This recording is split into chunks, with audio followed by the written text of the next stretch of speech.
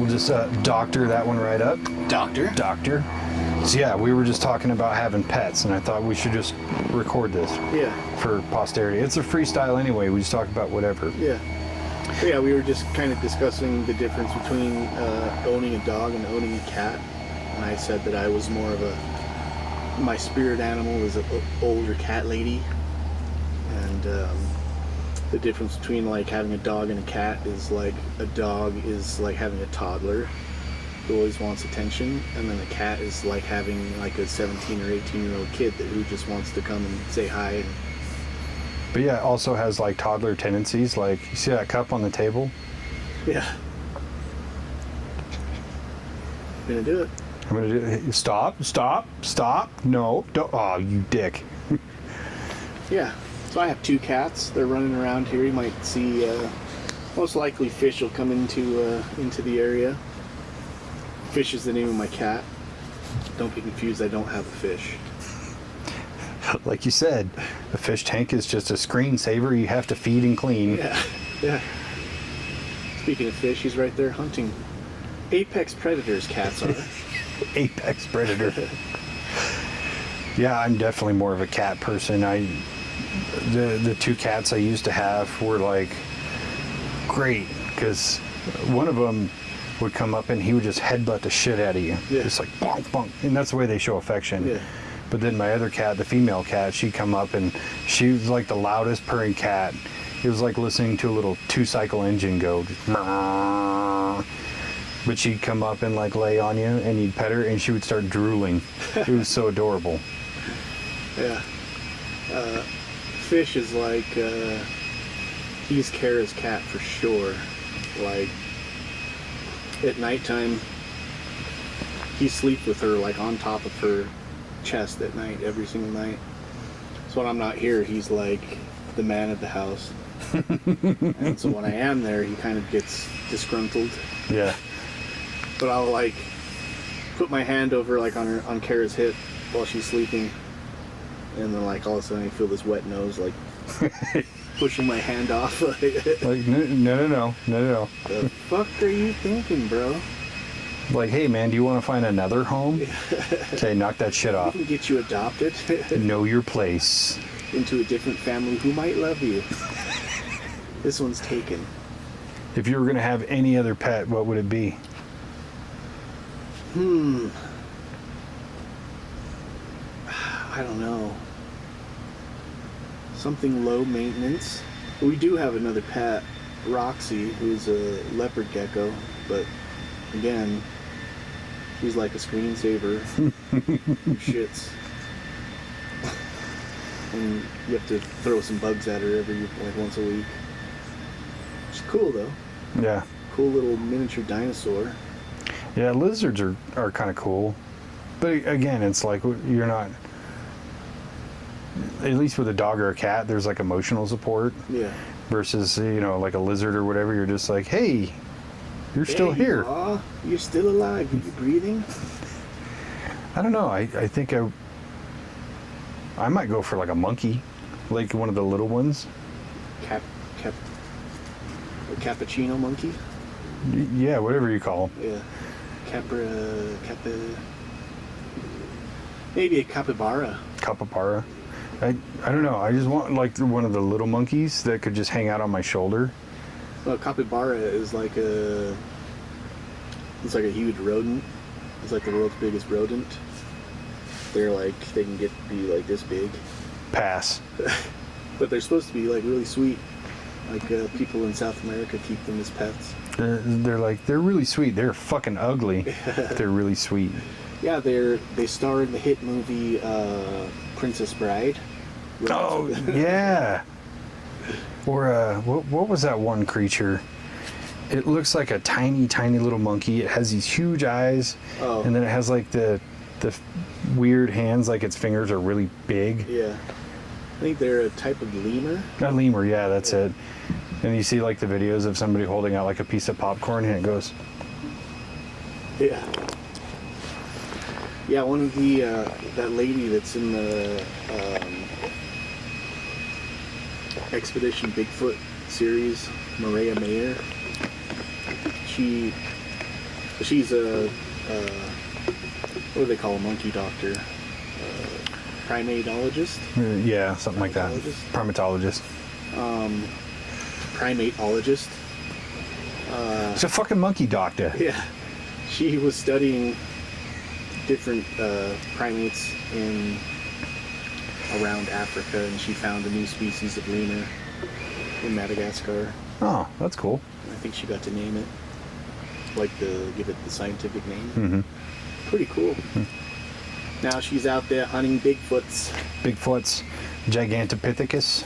The Sasquatch. There's a squatch up in here. This area is real squatchy. Super squatchy. So yeah, Phenomicon in less than 2 weeks. I'm excited, dude. Dude, you know how like when you get excited for something way early on and you're just super pumped and it happens and it's kind of dull? Yeah. Like I'm in the opposite of that. Like I kind of put it out of my mind for a while. And then this last like week, I'm suddenly just like, oh, fuck yeah. So I'm hoping it's just going to be fucking killer. Yeah. Yeah, we have to go through and find out all the people who are like speaking. I guess we'll have to get a schedule first, and then. Yeah, because I looked at the list, and it's cool. You know, obviously Giorgio Tsoukalos is like the head speaker this time. Last year it was George Knapp, but George Knapp is like the second biggest one. Yeah. So that's going to be super cool. Yeah. Other than that, it's a lot of the usual suspects. You know, the guys from Skinwalker Ranch and. You know, like Nick Pope and guys like that. Yeah. Paranormal investigators. Right, yeah, we're going to be there. Yeah. We don't have a panel, but we're going to be there. We can set up a panel. It's just right outside. In the hallway. It's in the smoking section. This is our panel here. We've done almost 4 ghost investigations, and... You know what we should do? We should just make up a sign, and then outside in the lunch area, where there's all the tables, just put the sign on the table. Be like, come talk to us. Just film the whole thing. Just film the whole thing. Lou actually gave me a good idea on this. I don't know if I talked to you about it, but... Do the Charlie Kirk thing. Ghosts are real. Change my mind. I don't think you can change Charlie Kirk's mind on anything. No, probably not. But yeah, Lou was saying you should go to like a coffee shop and kind of set up something like that, like I'll debate you on anything except politics, and just get people up to, you know, espouse an opinion and you guys talk about it. Yeah. And I was like, that would actually be pretty cool. Cheeseburgers. Are the toppings better on top or on the bottom? Irrelevant. Does the cheeseburger even exist? That's a good point. I mean, cheese, yes, but what is burger? Could be anything, really. And if you're doing a lettuce wrap instead of a bun, is it still a burger? I say it's a burger salad. Hamburger salad. Yeah, just one big piece. Which I wholeheartedly fox with. I do too, man. Cheeseburger salad. The In-N-Out protein style burger. Fuck, top tier. I just go to we'll go to Chili's or something, and then get like a double cheeseburger, or maybe like the jalapeno burger with no bun and a side salad instead of French fries, and just fucking pour the whole thing in there and chop it up. You know, one thing I like to do with fast food, especially because I'm more like nutrition focused now, or health focused, I should say, is, and I hate it when I do this, but I'll go to like the drive-thru at McDonald's and I'll ask them, can I get like 6 of the patties and cheese from a double quarter pounder, like no condiments, no bread, just the patties and the cheese? And they're like, we can't do that. Yeah, you can. I got it here last week. You can do it. Which I don't like to be rude to those people, because you never know when you're going to get a fucking loogie burger. Yeah. But I'll do that and just eat those with a fork, man. Top tier. Yeah. Plus, that's like the most protein-packed, nutritious thing they have. Yeah. And they're tasty. You would think it'd be the chicken, but not the case. Actually, I've been getting chicken cordon bleus from Arby's. Ooh. It's like the sandwich by itself is like 600 calories. I think that much chicken has about 20 grams of protein, and it's got ham on it, so another maybe 10 grams of protein. Swiss cheese, and I just fucking pull the bun off. I do love chicken cordon bleu. Yeah. Some assholes way back when was like, you know, it'd be better than just chicken, is if we wrapped all this shit in here. Have you ever had chicken wrapped in pork? With cheese.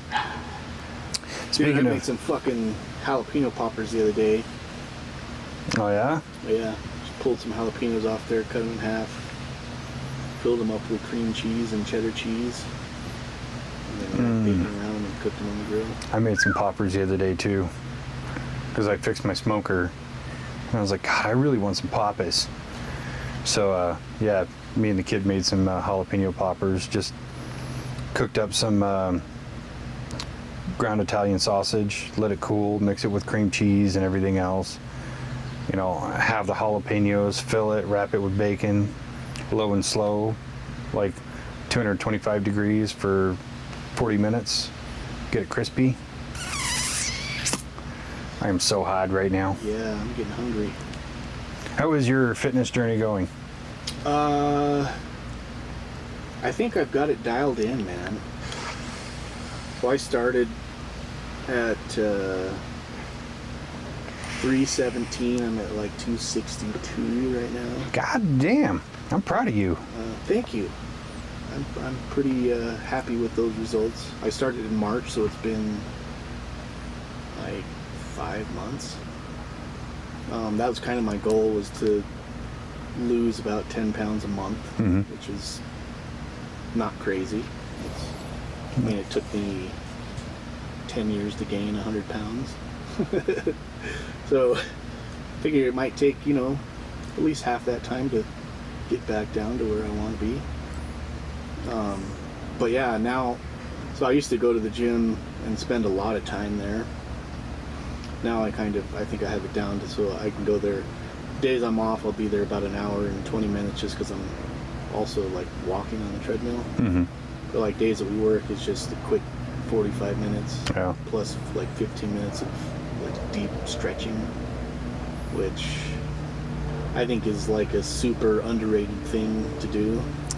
A pre and a post stretch is a game changer, honestly, especially when you get older, where like, you know how it is, when you were younger you got that pump and you just felt amazing, but then when you get older you get that pump, and then for me it's almost like a come down, like as it's wearing off you just feel kind of drained. I want it back, dude.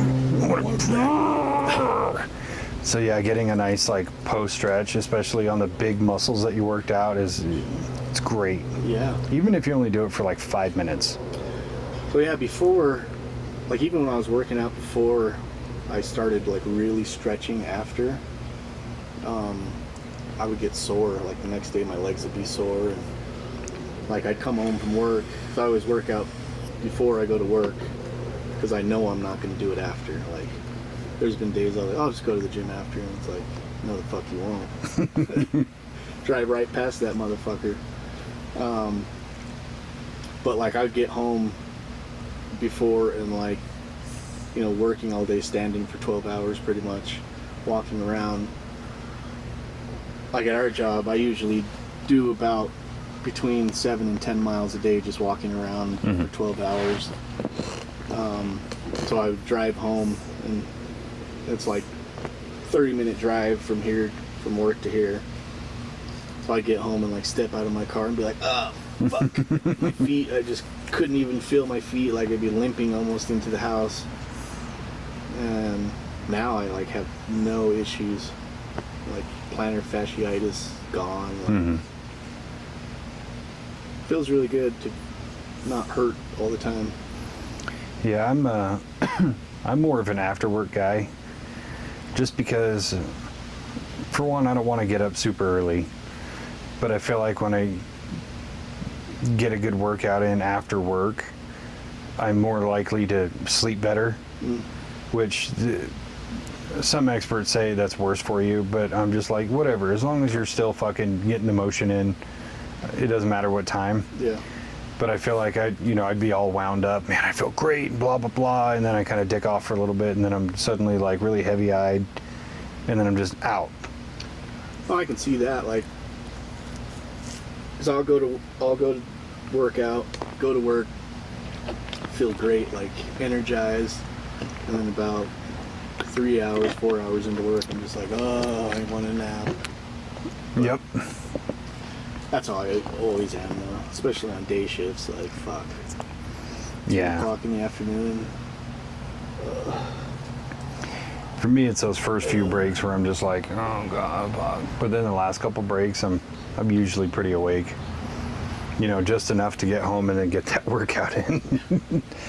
But I think it's just the way that my body has learned that kind of schedule. Yeah. But yeah, man, as long as you're getting out there and doing it, don't let the experts tell you like, oh, this is wrong, you should be doing this. Just do something. Yeah. Definitely, I would say figure out what your goal is, first of all. Like, if you're trying to lose weight, you're going to do certain things. If you're trying to, like, gain muscle, you have to do almost completely opposite. Yeah. The shit that you do to lose weight. And I think that, like, I go to the gym now and I see people working out, and I kind of just wonder, like, what, like, some guys you're like, okay, this guy is, like, trying to build muscle, definitely, like, high weight, low reps, lots of rest in between sets. And then you see other people, they're probably there, I would think, to get in shape or to lose weight or, like, get fit, but they're doing the same thing. Like, it's like,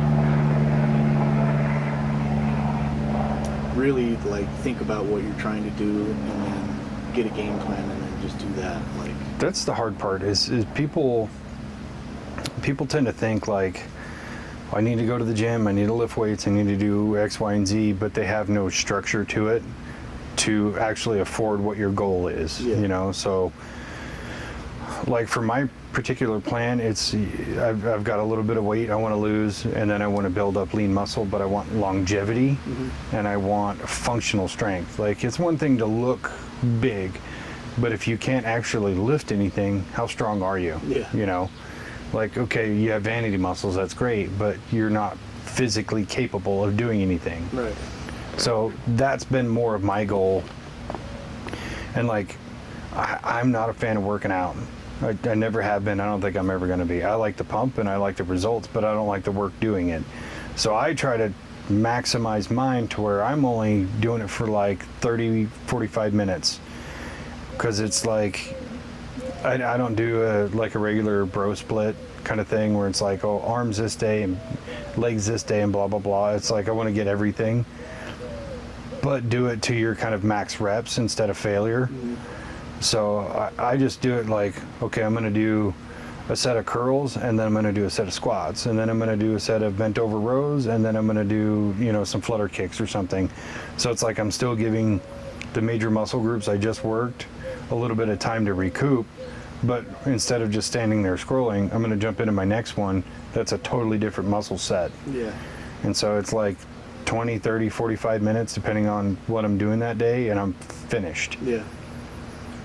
Yeah, I go in there and like they have like stations of like squat racks.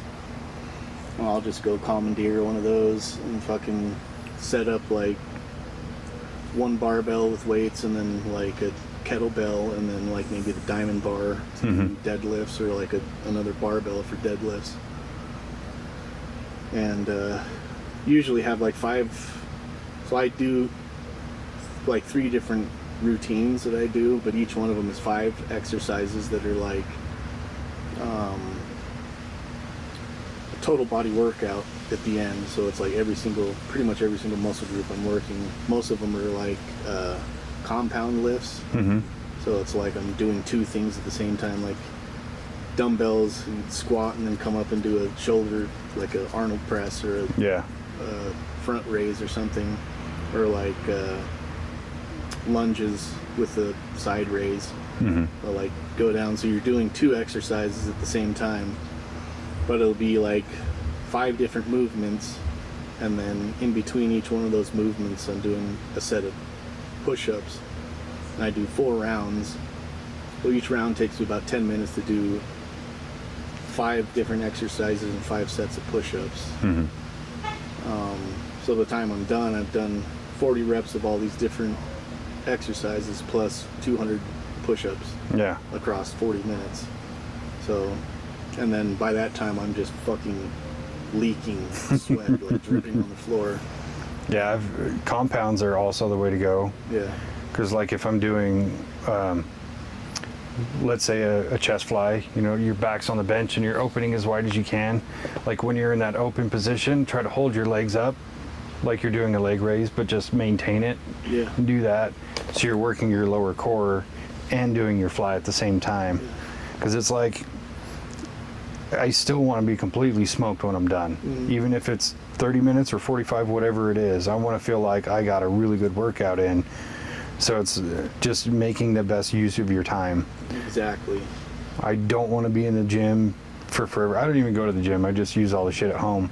But it's like, I got so much other shit I'd rather be doing than this, but this has to be done. Yeah. And there's days I still tell myself, oh, I'll do it later, and then I don't do it, so I'm working through that. But the days where I'm on it, and I've been on it for 2, 3, 4 days straight, like I feel amazing. Yeah. Yeah, usually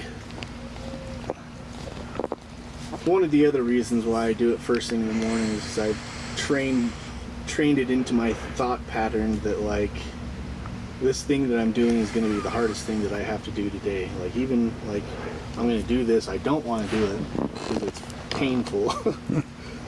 It's not really painful, it's just a lot of exertion. It's work. It's work, yeah. I definitely don't want to do it. Like it'd be a lot easier just to lay here and scroll in bed until I get into work. But like the main thing that I do not fucking want to do at all is get up and get into a cold shower. So I do that, and okay, I've done that. That was the hardest. Next hardest is the workout. Okay, go do the workout, and then after that, it's just like, okay, now whatever happens. And then you go to work and just get your ass kicked all day.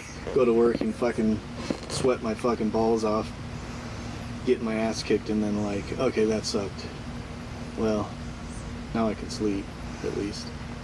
Yeah, I think I still can't bring myself to get into a cold shower. I'm not that tough yet. Granted, I've only been on this journey for a very short amount of time, so we'll see how I can do over time. But the one thing that I have changed is the nutrition aspect and the like chemical help, I'll call it, where I'm not in my 20s anymore. I can't just like dirty bulk on cheeseburgers. Like I have to eat actual food, and I have to take actual supplements and actual vitamins. But the one that I added was creatine, and just straight creatine, monohydrate. Because I'll have like an amino shake in the morning, and they taste really good, but the creatine itself has no flavor, but it has like a weird like film that it leaves in your mouth. So I just put those two together twice a day, once in the morning, once towards the end of the day, and like that alone is a huge game changer. Yeah. So I couldn't imagine doing that in my fucking 20s, man. I could have got everything right. Yeah, I saw a bunch of things, and it said the easiest, most foolproof way to lose fat, body fat, is 30-30-30. So you wake up within 30 minutes of you waking up, take in 30 grams of protein and do 30 minutes of cardio. So you wake up, drink a protein shake, and then do cardio for 30 minutes. I could see it, man. I mean, just in the last few years of being older, I've gotten away from wake up and have coffee right away. It's like, wake up, I need at least 20 ounces of water right off the bat. Yeah. Like, don't even put the bottle down. Hold it until you're done drinking it, kind of thing. So, I haven't like introduced cardio first thing in the morning because I'm still working on the whole get up and do it kind of thing. But yeah, getting getting your water intake, getting your vitamins in, all that shit, like as soon as you can in the morning is a huge benefit. Yeah. And also, like, again, going back to this thing of like, figure out what your goals are and then train for those goals.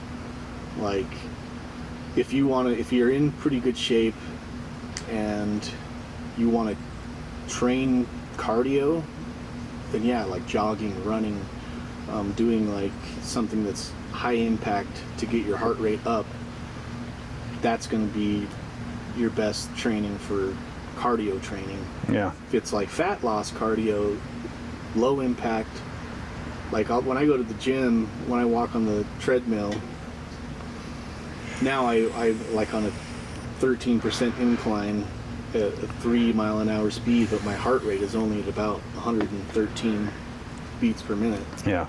Because that's kind of the zone that you want to. You don't want to go too high because then you're training cardio training and not burning fat. Yeah.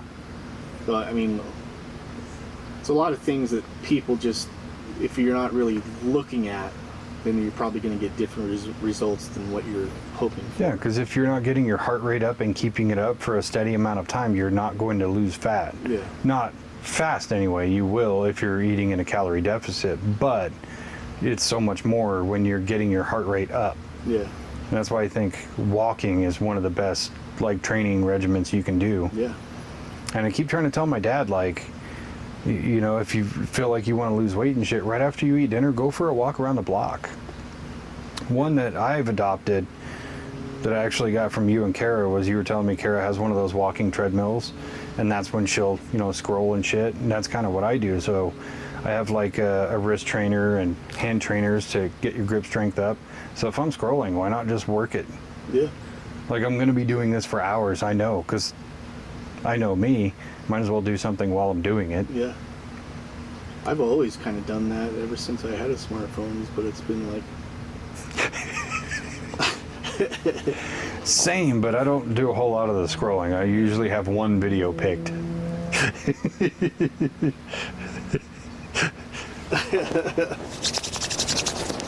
No, fast forward. Oh God, Rosebud, no.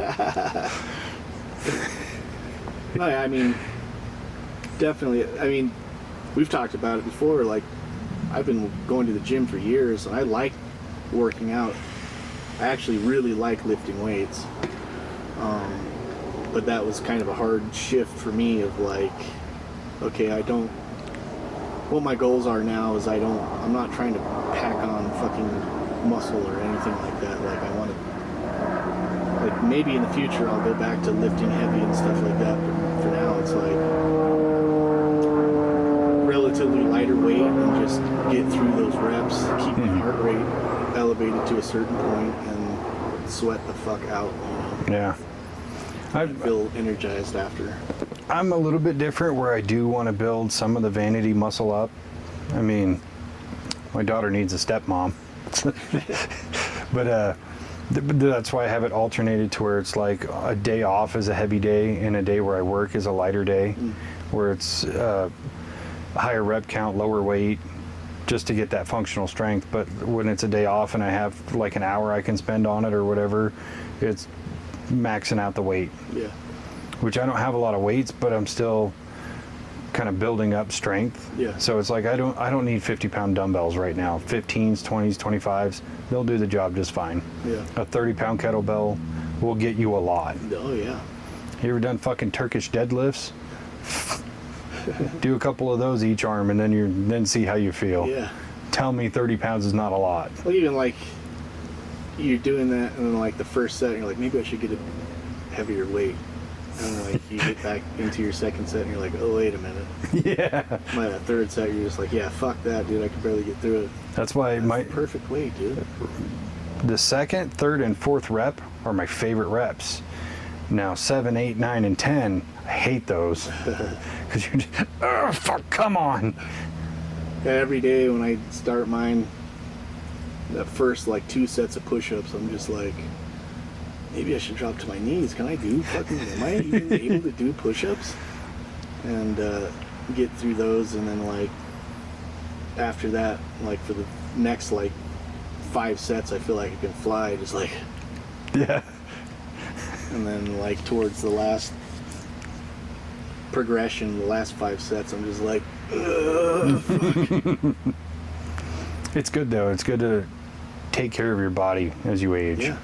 And I don't want to be one of those grandpas that, like, only ever sits in the chair. Yeah. You know, I've already had a hard enough time just with all the fucking meat I put on my belly in the last couple of years, you know, doing podcasts and pounding beers and shit, and then pounding beers at home, and then going out with your friends and pounding beers. Like, that belly weight is stubborn. Yeah. And I just don't want it anymore. Yeah, I'm not saying pounding beers isn't a fun thing to do, but, like, doing it every day takes the fun out of it, I think. It does. It becomes less... it becomes more of a habit and less of a celebration. Yeah. Yeah, the other thing too, like, that people have trepidation about is, like, diet. I don't want to do that. I don't want to go on a diet. I want to eat whatever I want. That's fine. Then be fat. Like, I mean, and really, like, for me, that was the hardest thing too, was, like, because I would go work out and then feel like, oh, I did a whole bunch of work, now I can celebrate with, like, whatever I want. I'll go get a large pizza or whatever and eat it. And but that's what I would crave, would be, like, heavy carbs and fucking sugar. And then I realized that my blood sugar was fucking way out of whack, and that's why I was having these weird cravings all the time, like non-stop feeling hungry all the time. And that's just a blood sugar thing. Yeah. So yeah, once I kind of got that realization, started doing keto, and then fucking first week was a little bit like I had some cravings, but, like, for the most part, like, I stocked my house with, like, cheese, meat, and like easy proteins. Yeah. Boiled eggs and cottage cheese and fucking avocados were, like, a lifesaver, man. Your fucking cottage cheese and eggs, boiled eggs, that's like my breakfast every morning. Yeah. And I'm still not sick of it. Yeah, I eat cottage cheese, a couple boiled eggs, and then, like, a couple pickles to get that salty. Perfect. Perfect. Yeah, I would put cucumbers in mine. Oh, yeah? Just so I got a vegetable in there too. Yeah. But I don't know, I think as I've gotten older, my desire for carbs and sugar is way different. Like, I don't really get sugar cravings too much anymore. Like, once in a while, you know, you pass by, like, the vending machine at work and you're like, God damn, that Snickers is calling my fucking name. And then don't do it, you know. Go eat your beef jerky. Yeah. And then you eat your beef jerky and you're like, this is actually way better. I'm not going to feel like a piece of shit after this. Yeah, we'll usually buy, like, a couple dark chocolate bars. They're, like, 90% cacao. So they're really dark chocolate. Like, the ones we get are, like, dark chocolate, almonds, and sea salt. Dark chocolate is actually really super good for you. Oh, yeah.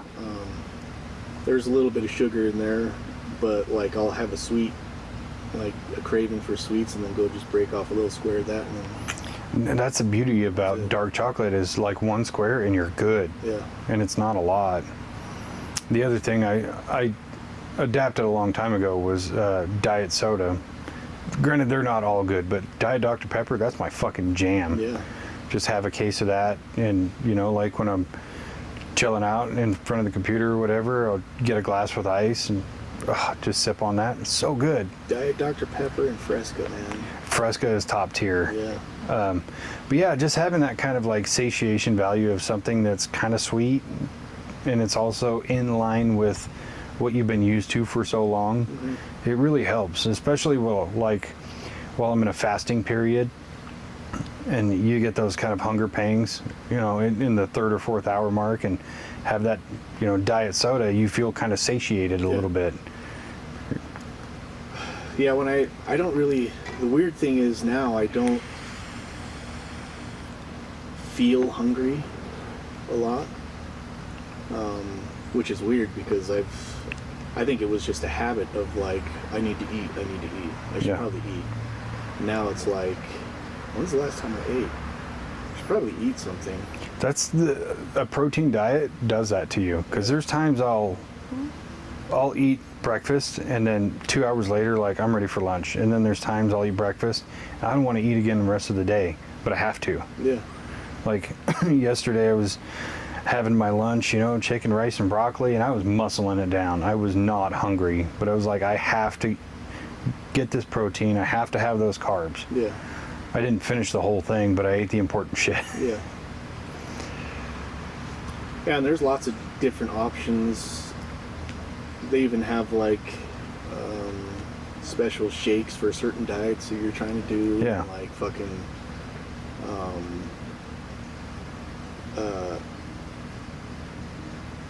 like prepared meals, like prep meals. Yeah. Like what is that fucking? The Pat's doing keto also, but he does. Can't remember what the name of it is, but it's like a subscription thing where you just buy it and then they deliver it once a week to your house. And they're all just prepared meals with, certain calories, certain percentages of fat, protein, and carbs, whatever, just to keep you in line with whatever your goals are. And that would be a really easy way to do it. Like if somebody's super easy. That's the main gripe you always hear about diet and nutrition is, I don't have time for that, or it's so expensive. No, the fuck it's not. And you don't have time, but you'll doom scroll, or you'll watch a movie, or you'll play video games. You have time, you're just not making time. Yeah. Like when I meal prep for a set of shifts, it takes me like an hour. Yeah. And I'm literally, my tablet's up on the kitchen counter, and I'm like watching the Y-files while I'm doing it. It's not hard. It's not time consuming. Chicken is still cheap. Yeah, like days that I'm off, I'll prep for the next week or whatever. And but it's like something that I'm already cooking for dinner or something. Yeah. So I'll okay, I'm gonna make some chicken breasts. I'm gonna grill them or chop them up and put it into like a chicken bowl or whatever. That's what we're gonna have for dinner. So I'll just make twice as much, and then just prep it for the rest of the week and take it to work. Or like pork chops, I'll just cook 3 or 4 extra pork chops, take them to work, spread some fucking guacamole on them. Some guac, bitch. Yeah, I'm still a fan of pork chops with applesauce. Yeah? It's weird, but I like it. I don't know if I've ever actually tried that. Probably as a kid, because I remember that being a thing. Mostly from the Brady Bunch. I actually remember it from Silence of the Lambs. Really? I was watching that movie, and there's the scene where they bring Hannibal Lecter a meal, like a nice meal, and he cuts a little tiny piece of pork chop and he dips it in the applesauce. And I remember asking my mom, is that like a real thing? She's like, I've heard of it, but I've never tried it. So we ended up trying it. Now I'm just like, do you eat pork chops with anything else? That's weird.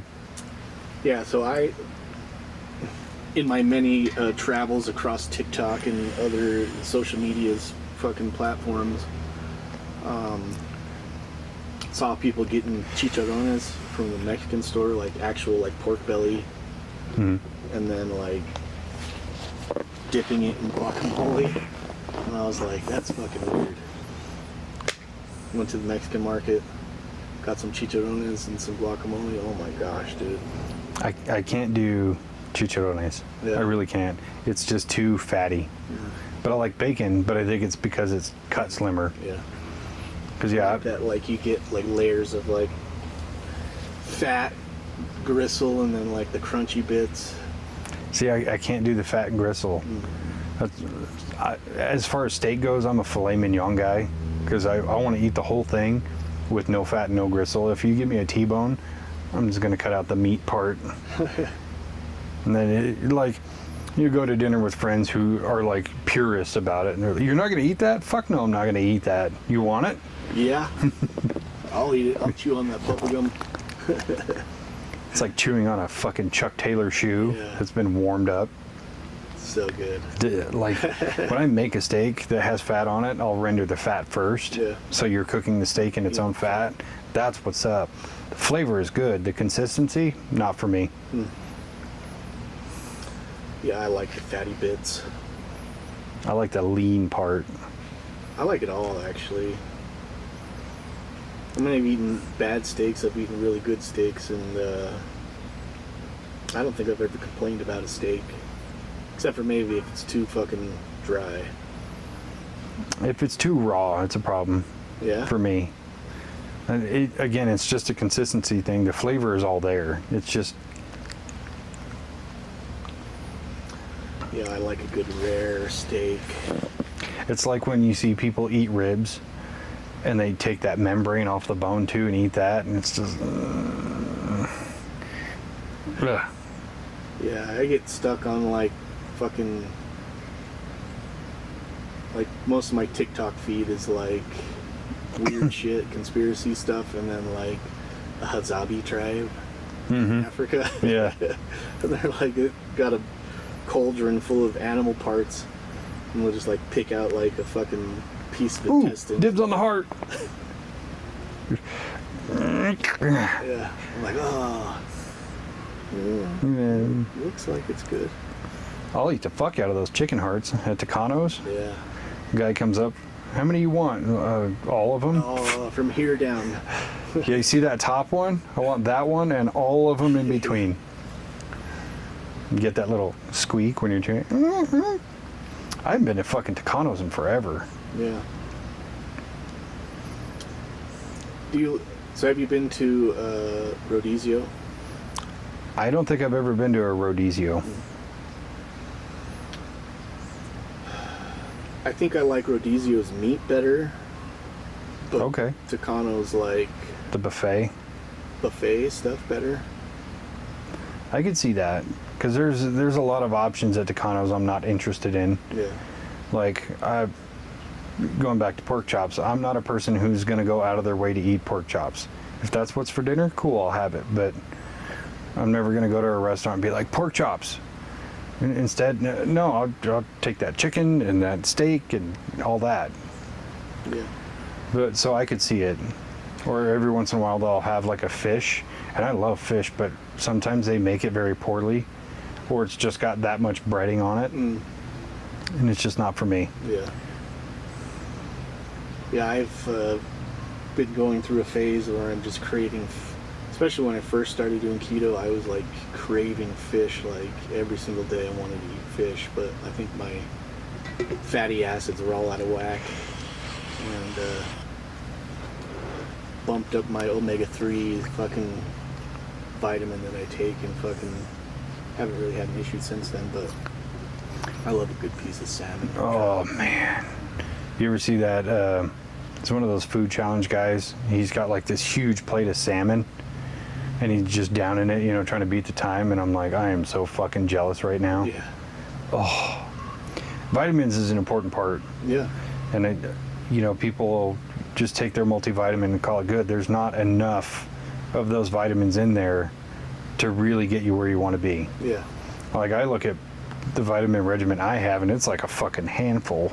That's why it's called a supplement, not like this is all that you need. This is it right here, this one little gummy. I take a daily, like a multivitamin plus like 6 or 7 different, like turmeric and fucking Yeah. magnesium, omega-3, zinc, and a mushroom complex. Mm-hmm.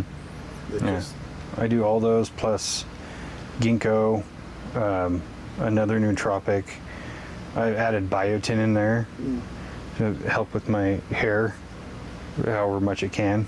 it's looking pretty wavy today, my guy. Oh, Yeah. well, I switched off of, so my ex got me on this like shampoo, conditioner, and scalp treatment thing. And it's supposed to be designed for people with hair like mine. And I've been using it for like 4 years. And I've seen very, very little results. So I finally took to the internet, and this was just a couple weeks ago. And I was looking up actual things that will help, you know, prevent hair loss, regrow hair, thicken your hair, shit like that. And it really shows you like the pharmacy industry is really just taking you for a fucking ride, because so much of it is so simple. Like adding biotin into my vitamin regimen, which is one more tiny little pill, it gives your hair and your fingernails a little bit more nutrients to grow, right? And then looking at other hair loss problems is one is DHT. So DHT is what actually like almost kills your follicles. So even if you are producing hair, it's going to be thin, and then other follicles basically close up and wither away because of too much DHT. So having a blocker, which I haven't got yet, I've kind of like doing this in periods. Like I want to see what's actually working. Right. So I'm not like taking 3 extra pills a day and doing a derma roller and doing this and doing this. Like I want to make it as simple as possible for me. But yeah, doing a derma roller thing where it basically like micro punctures your scalp. And so when you're using scalp treatment, it's actually penetrating. And then using the correct scalp treatment. All of that is just in the few weeks I've been doing it, I can already see and feel results. Like my fingernails do feel thicker and stronger. My hair feels like it's a little bit more volumized. So I'm going to keep on that for probably the next month or two. And then I'm going to take it up to the next step. What's it called? Biotin? Biotin. That you've been using? Maybe I should get some of that. My fingernails are a little bit, for the most part, they come in pretty thick. But this one right here on my left hand, I think from just fucking filing it down all day long. Yeah. It's just like flaky or something. Yeah, now I'm at the point when I clip my fingernails, it's like... That's what you want. That's how my toenails are. Like, clip them and they fucking go flying somewhere else. Don't be in the room while I'm doing this. Put on your safety glasses. You're gonna need a fucking face mask for this. But yeah, take care of your body. Take care of your body. I think preventative maintenance is a lot more sustainable than fucking the work that it's gonna take to get fucking back. That's a lot more work. Especially when you're older. Yeah. But yeah. It seems like, I don't know, when I was younger I would always go to the gym too, but like it seems like now, at least at the gym that I go to, it's like kind of half and half now, where there's like a younger crowd that's there, like high school and up to like maybe 22, and then like my age, like 45 to like 60-year-old people. Doesn't seem like there's very many people in between, like. Yeah. Really. That's because everybody's fucking working. True. Just trying to get by in this shitty economy. True. But yeah, a lot of people speak volumes about how taking care of your body is also taking care of your mental health. Oh yeah. And having kind of reached the age where I'm at, where it's like, fuck, now I got this tire I got to deal with. My hair's getting really thin, and I feel like shit all the time. Like, it's time to make big changes. Because up until I was probably, I don't know, 37 or 38, like, I always felt pretty good.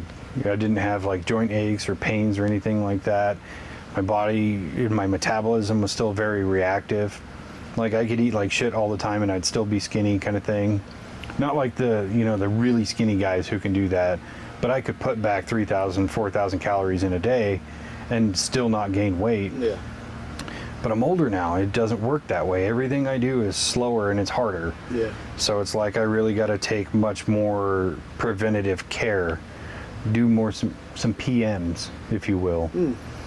And you know, when you kind of like sink into that level where your body's no longer as good as it used to be, and everything's harder now, that's when it really kicks in, and your mental health is like, this sucks, I gotta change. Yeah. And having the kind of the mental strength to make the change after living so long of just like doing whatever the fuck you want all the time, it's hard. It's super hard, man. And but it's doable.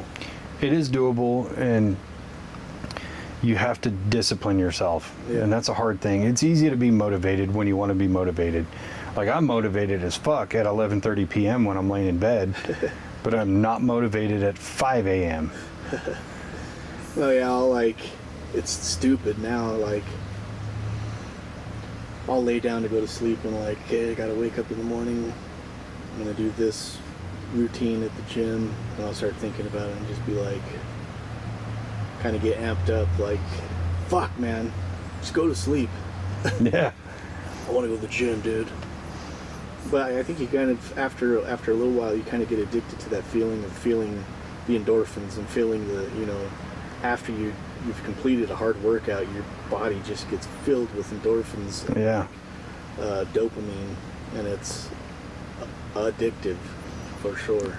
It is, and my favorite part of it about it is that one like success that you had, that workout that you completed that you didn't want to do, that begets another success. You're gonna go, fuck yeah, I got my workout in.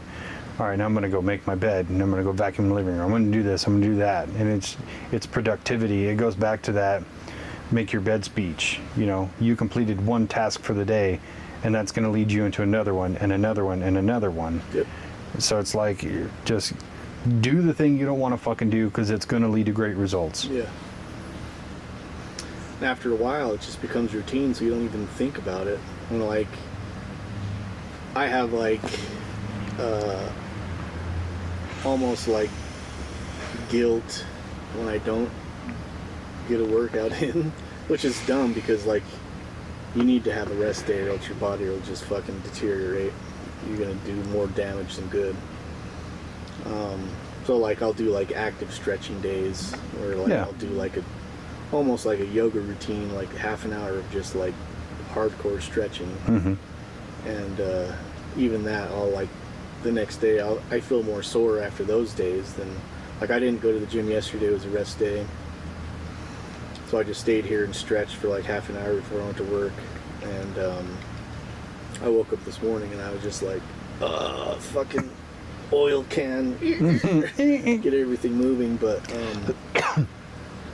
when I went to the gym this morning, I took some pre-workout and then like, okay, I gotta take the pre-workout just to get things moving. And then fucking got on the treadmill. About like 3/4 of the way through that treadmill, I was only doing like half an hour. 3/4 of the way through there, I was just like, oh, fuck. So I had to come home, take a power shit, and then go back to the power shit. Yeah. You just put your wraps on. Get something to bite down on. Brace for impact. Almost fucking lifted off of the seat. Yeah, and Kara's like, where are you going? I'm going to the gym. Where were you? I was just at the gym. Home field advantage, baby. Yeah. Well, there was too many people over there. I know they were going to hear it. I know they're going to hear it.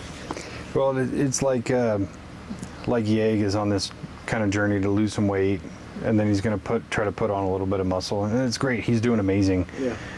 Which is crazy because he's wrong about so many things, but he's still doing it.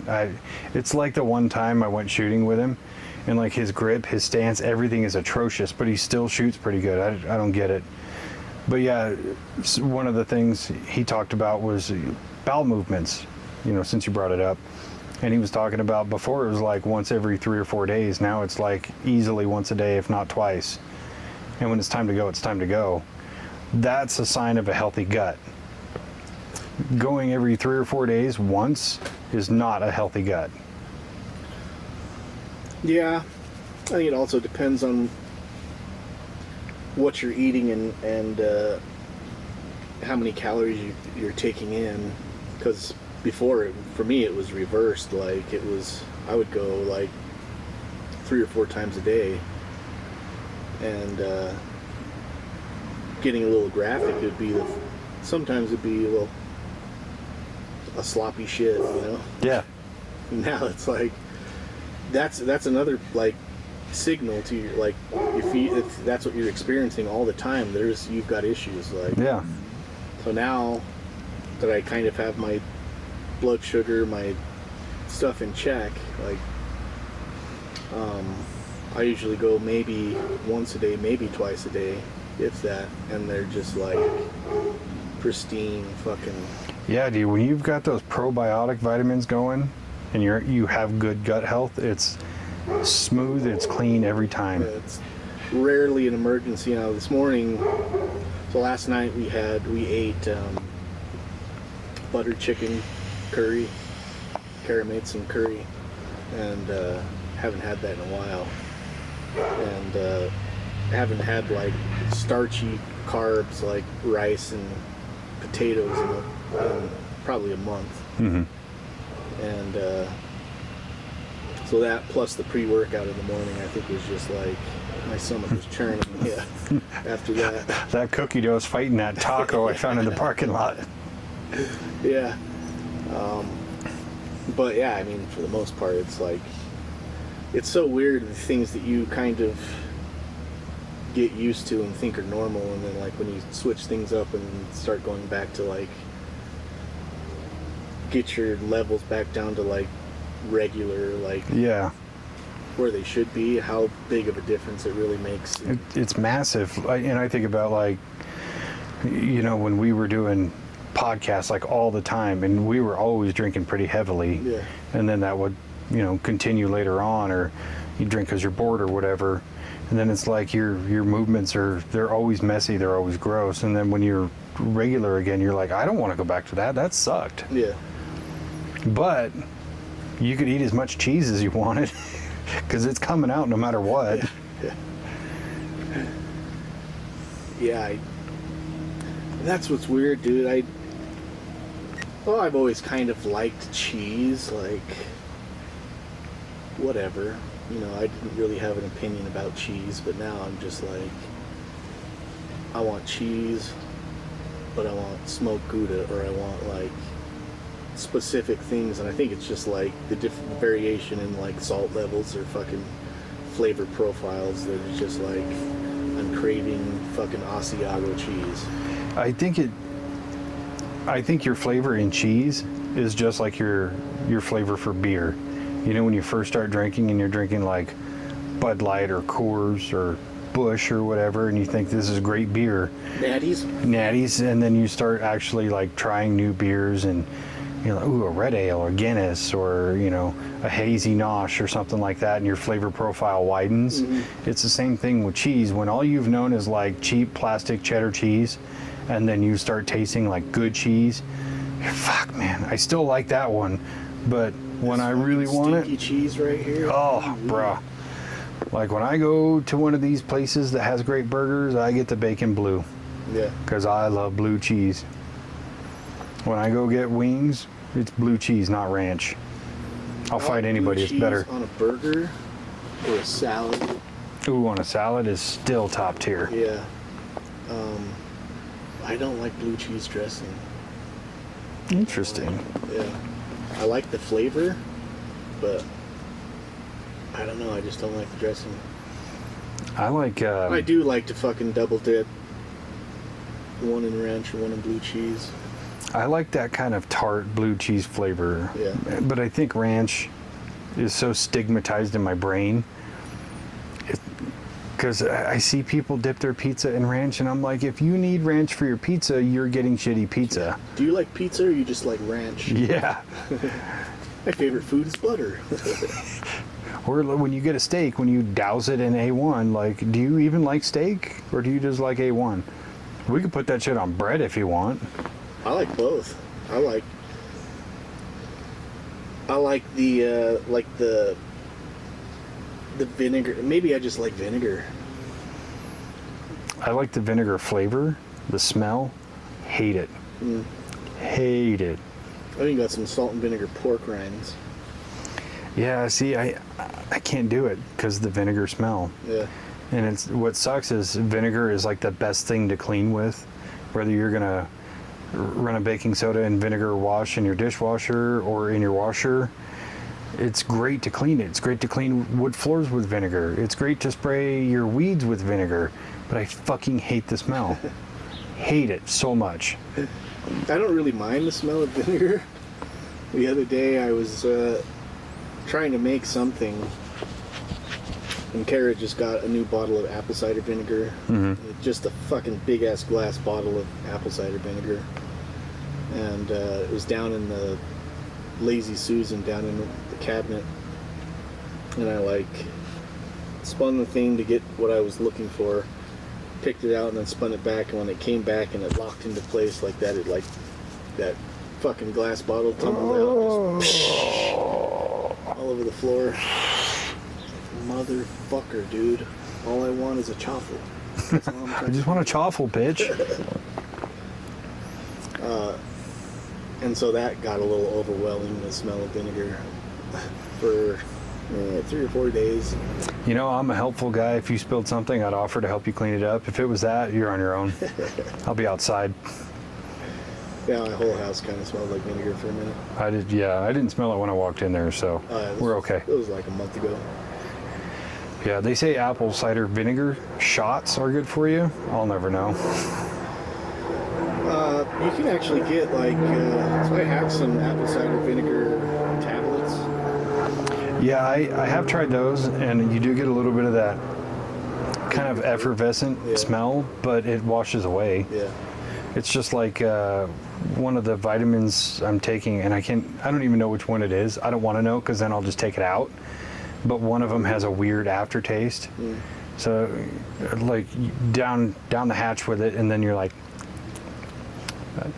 take another sip. All right, now it's gone. Yeah. I get vitamin burps.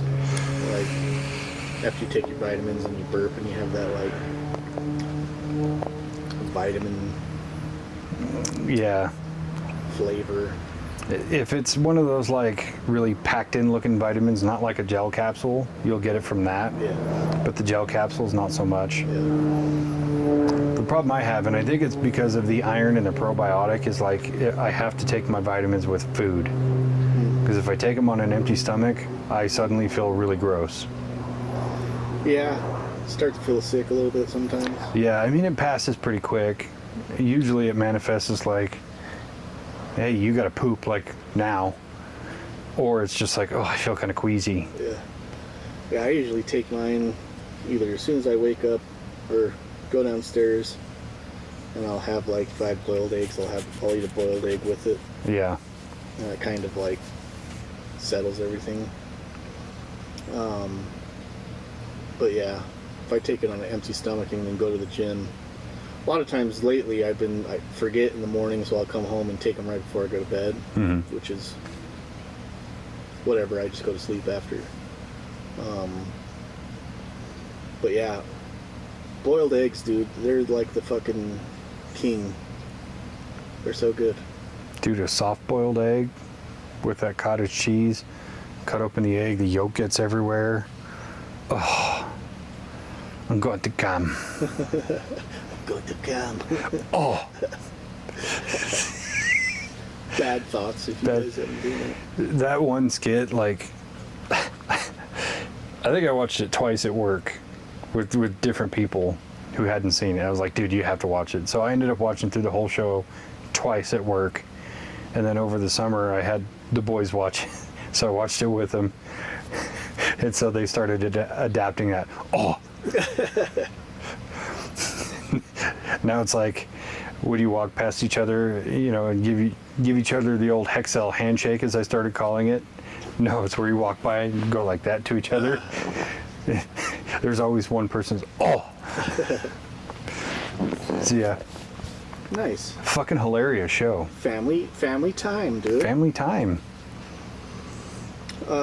There's one TikTok, maybe it's TikTok or Instagram account that I've been watching. There's this guy that does like just blood sugar. Like he'll eat something and then show how it affects his blood sugar.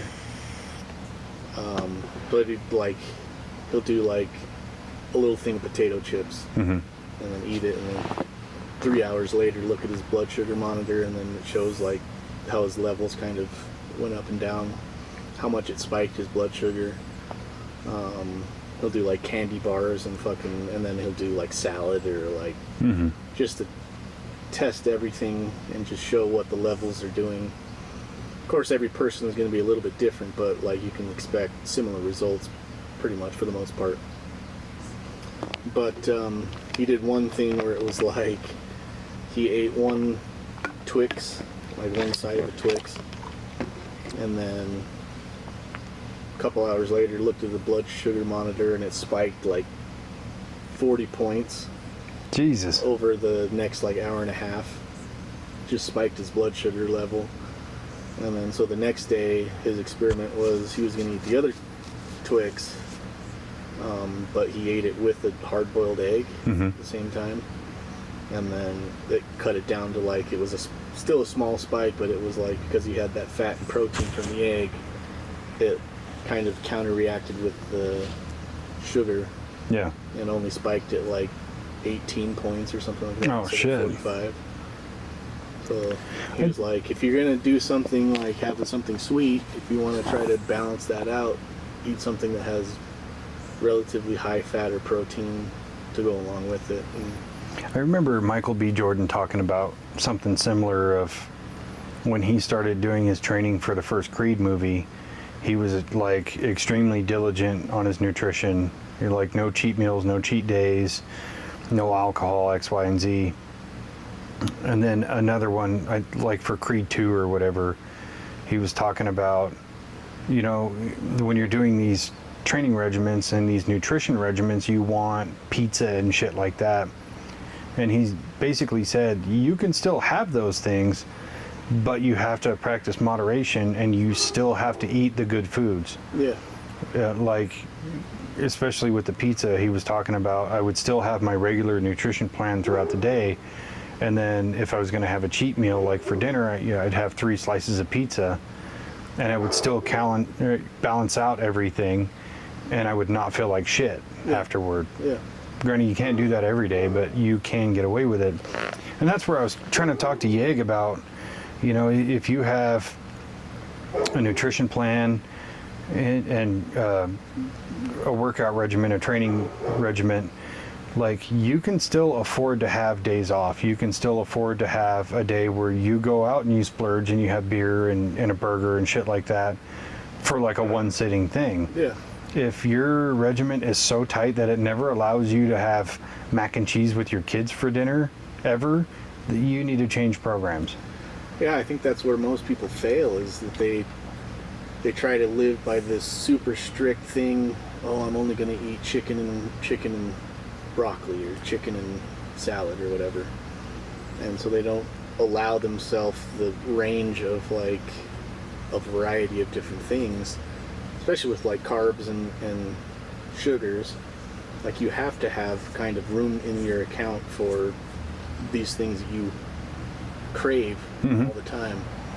And it's like, yeah, every once in a while you're not going to go out and spend $1,000 a day on stupid shit, but you know, if you're on vacation, you want to splurge.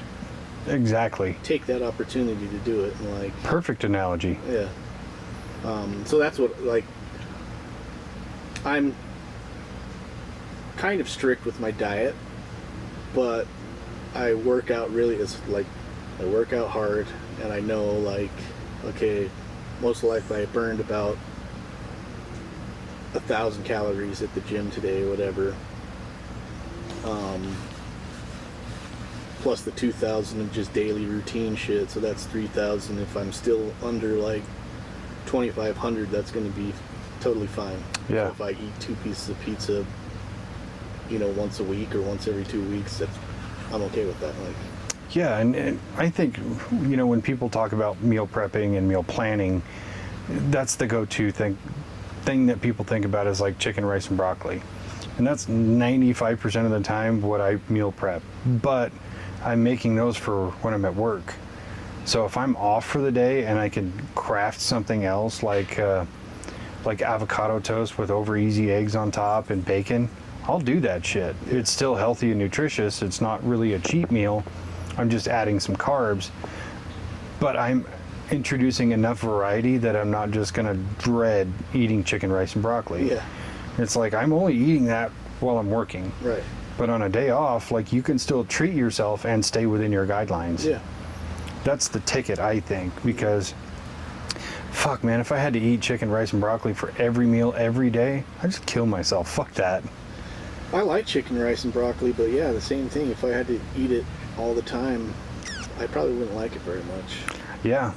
Get sick of it real quick. And even with that, I play a roulette game with myself because I'll just smoke the chicken breast.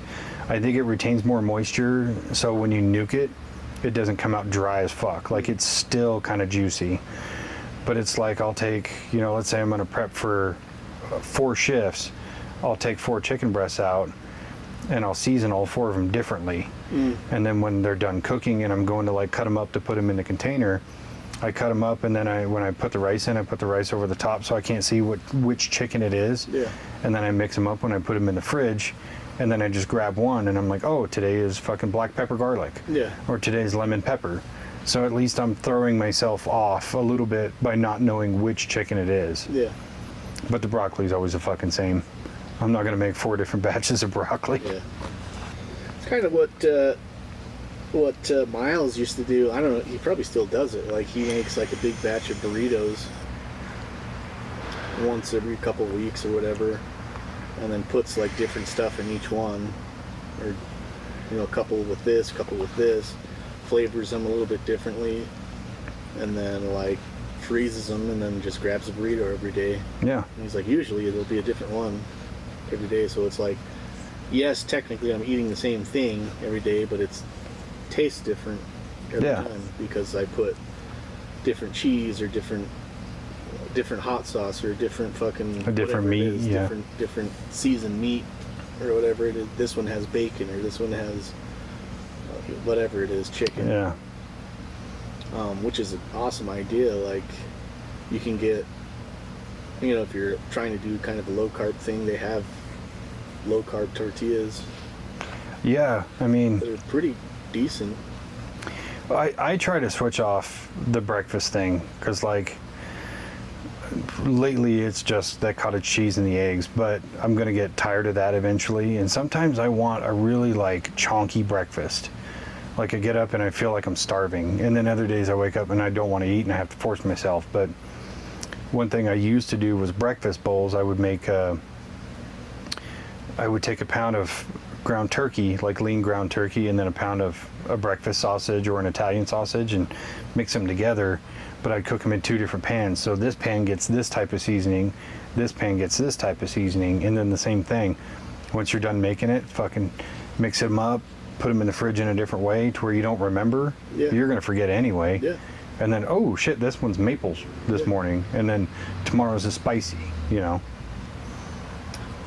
we've said it before, variety is the spice of life, and it makes, eating's not a monotonous thing of where you like, I don't want to eat this, I'd rather have a fucking donut or something. Yeah. That's kind of the bane of the existence of trying to eat relatively clean when you work in manufacturing, is when they provide food, it's never fucking healthy. Yeah. It is nice that they've been bringing in like fruits and like cheeses and shit like that. I get the cheese sticks. Yeah, I'll just grab like a handful of cheese sticks and maybe a banana or something, which is a little sugar. It is, but it's almost impossible to overeat on fruits and vegetables. Yeah. And that's part of why I think vegetables need to be more of a cornerstone. Because you think about it, like if you're going to eat celery, it costs you more calories to eat it than you intake, right? Or lettuce or anything else that has a huge water content. Even if you're eating fucking carrots, like you're still getting something nutritious and it tastes good. Yeah. Provided you're not just fucking dousing it in ranch. But vegetables, you should have with every meal. Yeah. Fruit, when you're definitely having those sugar cravings. Yeah. Another thing I eat in the morning usually is Carrot always comes out here every day and picks like all of the stuff, whatever's good out here. So we always have tomatoes. And so I'll just fucking eat a tomato like an apple in the morning. Put some salt and pepper on it, mix it in with my cottage cheese. Dude, I love putting tomatoes in the cottage cheese. Holy shit. I saw this movie years ago where this old Italian guy, he cuts like an X in the end of a Roma tomato and rubs it around in some sea salt and then eats it like an apple. And I'm like, God, that looks so fucking good. Yeah. I'll slice mine up, just sprinkle a little salt and eat it almost like chips. Yeah. Because you're like confusing yourself because you're constantly reaching and having a small bite like you would a bag of chips. But then you feel a little bit more satiated, like I snacked. It was fun. Have you ever seen the Balkan breakfast? Yeah. That's a fun thing to do. It does look enjoyable. Yeah. I did that for like a week and then stopped doing it. But it's really fucking good. Like, went to Costco and got these green onions that were like almost as big as mine over there, and then just like spread cream cheese on them. Fucking, I'd cook like a sausage, get some boiled eggs out, put in there some pickles, fucking pepper, cut it up, put it there, and just kind of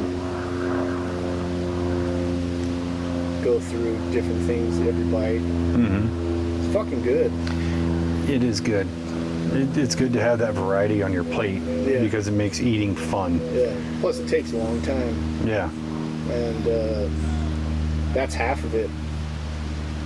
Food scientists or nutritionists say is like, if you just try to eat slower, after about 15 minutes, your body just naturally says, okay, you're probably full because you've been eating for 15 minutes now. Yeah.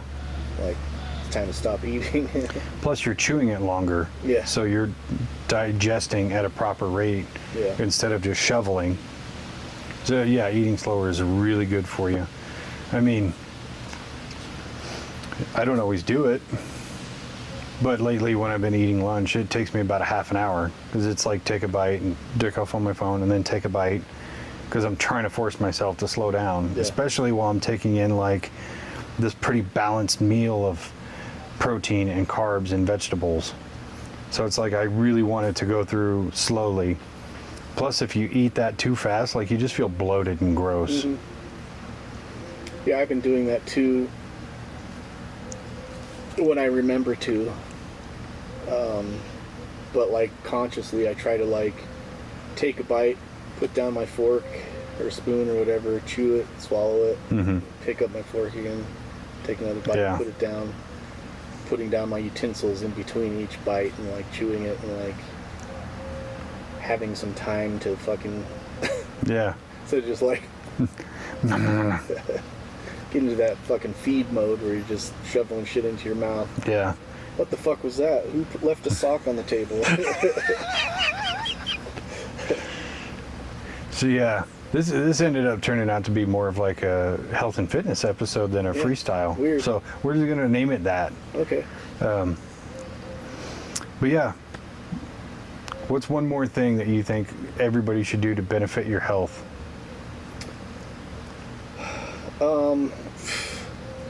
I think the main thing, well, a couple things. Sleep. You have to take sleep seriously. Sleep is like probably the top of the apex of fucking. None of it matters if you can't sleep. Or nutrition and fucking exercise. Sleep is kind of the top of that pyramid right there. If you're not sleeping, then you're not recovering, which is going to make you crave shit more. And most of the time when you're sleep deprived, what you're going to crave is sugar, carbs, which turns into sugar, glucose in your bloodstream. So if you're not sleeping, you're going to crave more bad shit, which is going to just further the cycle of like, you know, eating bad shit, sleeping poorly, and gaining weight. Another thing that is not so much overlooked, but just like neglected, I think, is just water intake.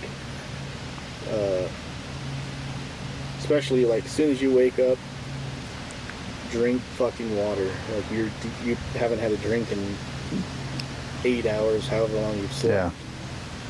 Your body is still processing and using all the liquids that you have stored in your body to kind of keep things moving along.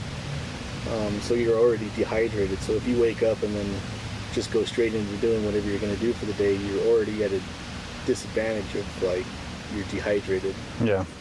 So yeah, wake up, fucking pound some water, and then get into your routine. And building a routine and sticking with it. Like, say after 21 days, it takes 21 days to form a habit. And so if you just maintain your focus for 21 days, that's the hard part. And after that, it's easy from there. Yeah. Almost feels like you're cheating yourself if you negate from that habit or whatever that you've already formed. So yeah, when I first started, that was my goal, was like, okay, I'm going to do this for 30 days and just see what happens.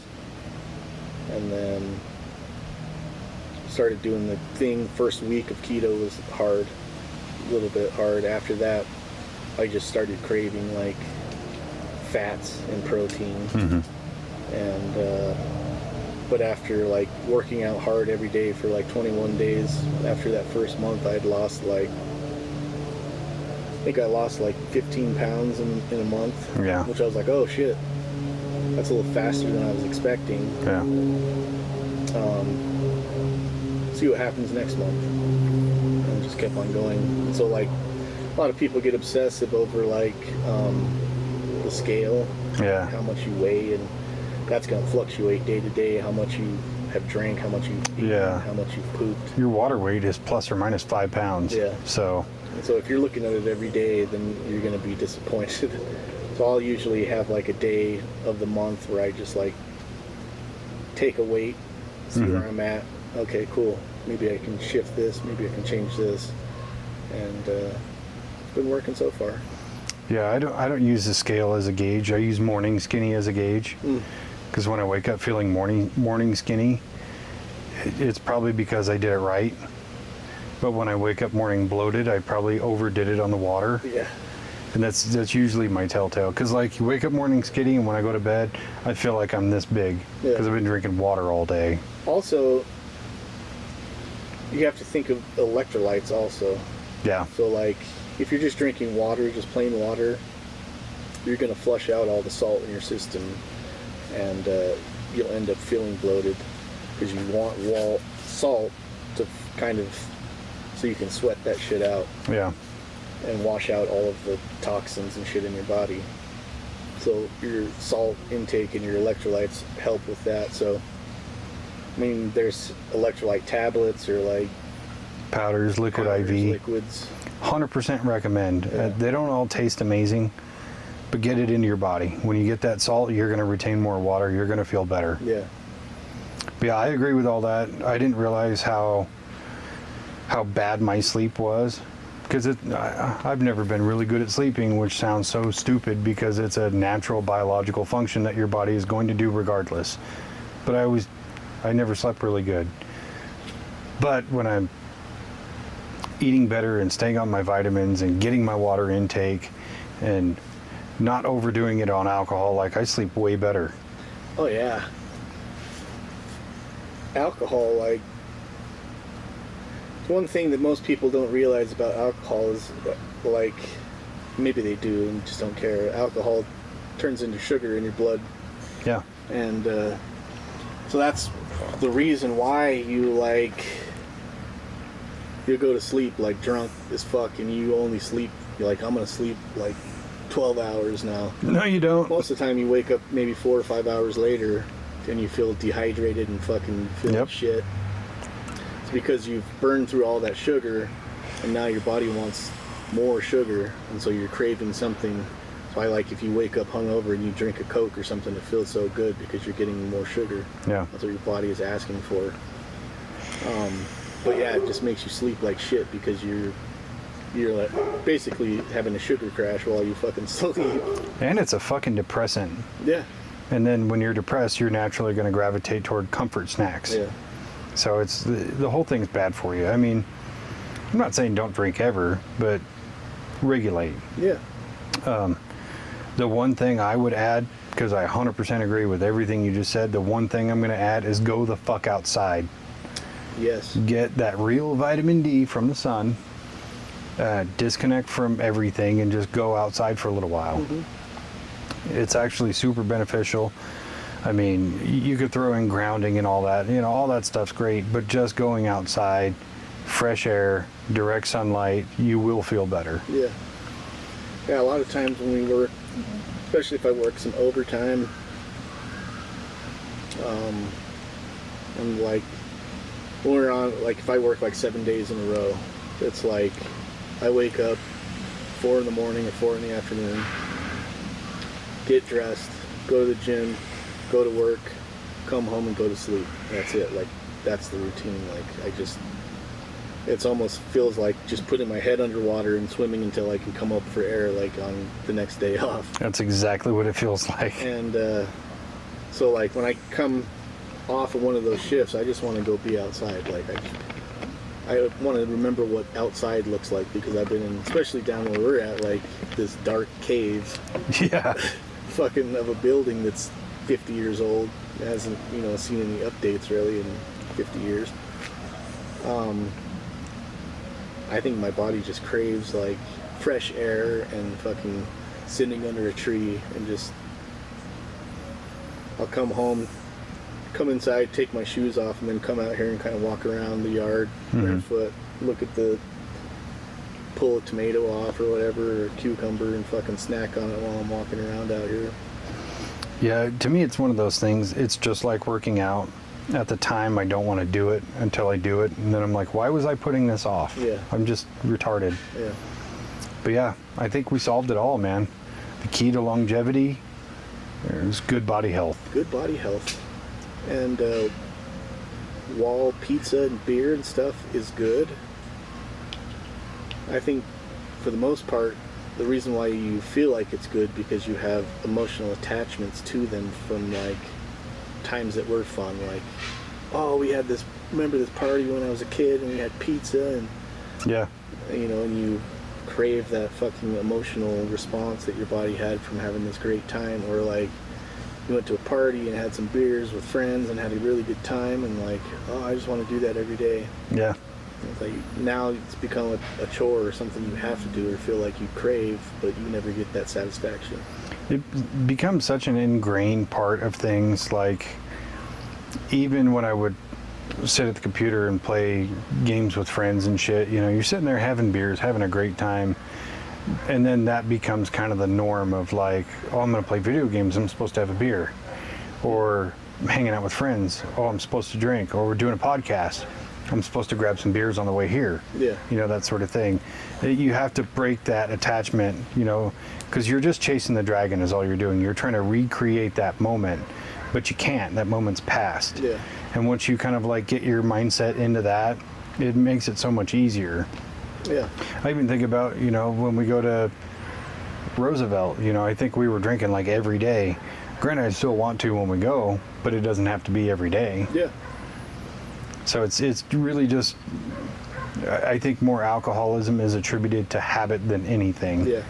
Because even if you go out to the bar with your friends and you don't want to drink, you're probably still going to, because you're at a bar with your friends. You're going to be like the one weirdo who's going to be sipping club soda and everybody's going to be talking shit. But when you're really in the mindset of I'm taking care of myself, I don't give a shit if you talk shit. You're going to feel like ass tomorrow. I'm not. Yeah. Yeah. So yeah, it really is like one of the worst things you can do is just drink heavily or drink too often. Yeah. Even Kara has talked about it before with me, and she's like, well, I have these friends, and it seems like all we do is like, whenever we hang out, we just drink because that's what we've always done. Yeah. So it feels like you were saying, that's what we're supposed to do. But it's like at the same time, I've worked with these people, and we go to work and we have a great time at work together. Yeah. We're not drinking. Why can't that just be outside of the work? Like, we can hang out and just be fun. It really just depends on what you're doing. Yeah. Like, if you're just hanging out on somebody's couch watching TV, sure, have some drinks. But, if you guys are like going on a hike together or something like that, you're not even going to think about it. Yeah. Well, that's what I was thinking too. One of those days we should go to the lake there and take that dinosaur trail.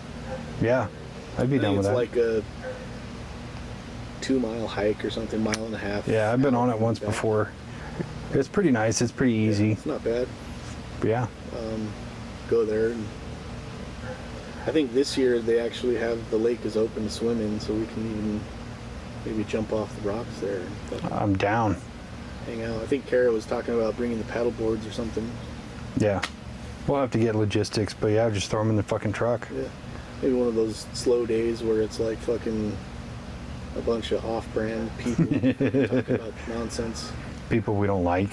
People who definitely aren't doctors. Definitely not doctors. We, in fact, are doctors. Doctor. But yeah, solved it. Solved all the fitness shit, the health. Yeah. Like, just take care of yourself. Yeah. Do some push-ups. Get swole. Easy money. Doctor? Doctor.